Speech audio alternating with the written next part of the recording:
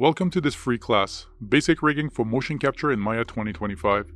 This course is designed for complete beginners, no prior rigging or animation experience needed.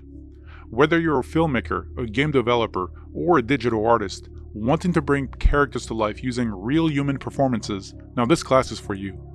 We won't dive into traditional keyframe animation.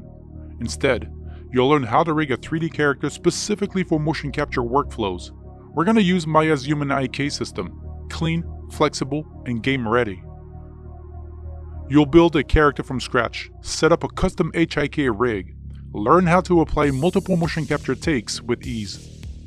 We'll also cover how to export clean, rigged characters with motion capture data to Unreal Engine and other 3D platforms. Along the way, you'll gain powerful tools, shelves, and a streamlined workflow. Now, I'm a bit of a goof-off, so please ignore the lame jokes. Let's get started and unlock the full potential of motion capture animation. Yeah!